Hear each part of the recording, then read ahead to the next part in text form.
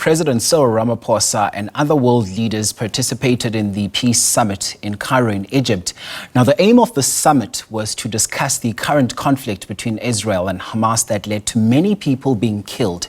Israel has intensified its attacks on Gaza. Now, SABC News international news editor Sophie Mokoena is in studio and joins us now for more. Sophie, thank you so much for your time this hour. So, clearly, this was a very important summit. Were there any tangible outcomes to come out of it? Well, not much, because the parties couldn't agree on a statement or a joint statement. But the meeting did go a long way in terms of bringing this matter before many other leaders, and also ensuring that those issues that are of a concern to many people around the world were dealt with. For example, if you look at President Sisi, who was the host, he was quite frank, pointing out that the world is watching when millions of people are dying around the world when there are conflicts, particularly looking at the conflict in Palestine. And you know that thousands have been killed and many have been injured since Israel launched an attack in retaliation to what transpired 2 weeks ago.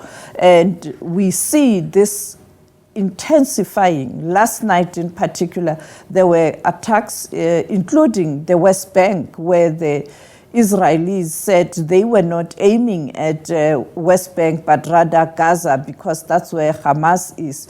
But we saw heavy bombardment even in West Bank, and even harder in the Gaza, and again people dying, including an attack at market where people were. And I think with the reports that Israel is intending to implement its ground strategy, or the attacks on using the ground force, it is going to lead to more deaths. And therefore he was very strong. You look at President Ramaphosa calling out leaders who are supplying arms to both parties, but also condemning both parties for killing innocent people, and him calling for peace, and many other leaders. But you know, it was expected that Europe was going to refuse to agree to a joint statement because they are supporting Israel.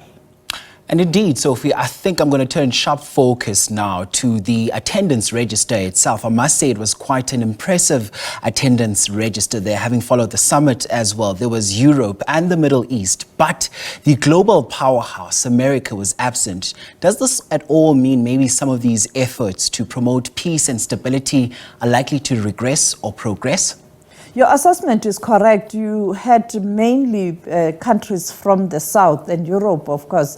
America was represented, but low-key by the ambassador, and therefore not a perhaps senior official like perhaps the Secretary of State or the leader of the United States of America. You know that the leaders in the region, in the Middle East, did snub President Biden when he went to the Middle East, where he was expected to meet with the leaders. But unfortunately, all those leaders decided to pull out of that meeting, citing the bombardment in Gaza, particularly after that attack at that hospital, where both sides are saying, are blaming each other. And therefore, it was expected that America was not going to participate. It is for this reason yesterday President Biden was on social media trying to gain the lost ground or being part of the discussions, because he was fully aware that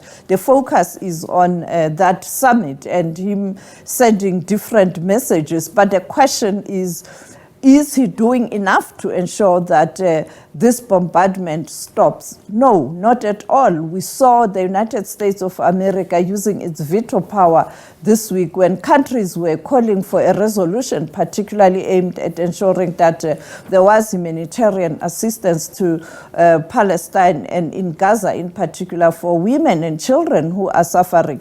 And therefore, again, the United States of America using its might and also sending armaments and arms and making it clear that they are supporting Israel. And this will lead to a protracted conflict, as it is happening in Ukraine, where we saw the United States of America pushing its allies, particularly within the NATO member countries, to ensure that they continue to support Ukraine. And that is why you can't get Ukraine and Russia agreeing to discuss issues related to cessation of hostilities and peace. We are going to see a similar situation in Israel and Hamas, where you won't see a situation where Israel, not with Hamas, but with Palestine, the authority in West Bank, having talks to try and find a solution, because both the United States of America and its allies who are supporting Israel are saying that they want to finish Hamas. We don't know whether that is possible. And Sophie, now that you've also made mention of the humanitarian aid, you know, it only went into Gaza yesterday with just only a few trucks only going in. What does this mean? Does this mean we are likely to see more pressure, you know, on our European and Middle East counterparts so that these vulnerable groups can continue to get aid? The sad thing is that the powerful nations are so cruel because people are dying. And the Secretary General of the World Body and the Director General of the World Health Organization and many other organizations have made an appeal to ensure that you have more humanitarian aid going to Gaza. But of course, the United States of America and Israel are in charge, and they are reluctant to allow more trucks moving into Gaza. And therefore, 20 trucks, it is a drop in the ocean when you look at how Gaza has been flattened, and you can ask yourself what we see. It's just a small fraction of what's really happening on the ground in Gaza, because to access that area is very difficult.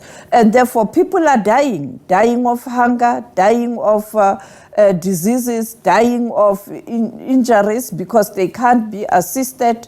And you know that already in that area there were challenges. You can imagine now with this bombardment what's happening, and with the ground operation on the cards in relation to what Israel is saying, we are sitting with a huge disaster or a humanitarian crisis in the Middle East, a man-made humanitarian crisis, because Israel is refusing to cooperate even with the United Nations, the world body that is responsible to maintain peace, but also to intervene where there are challenges. Even when the United Nations is making a commitment that the trucks that will be going to Gaza, they will ensure that the aid is delivered to ordinary people, not to Hamas.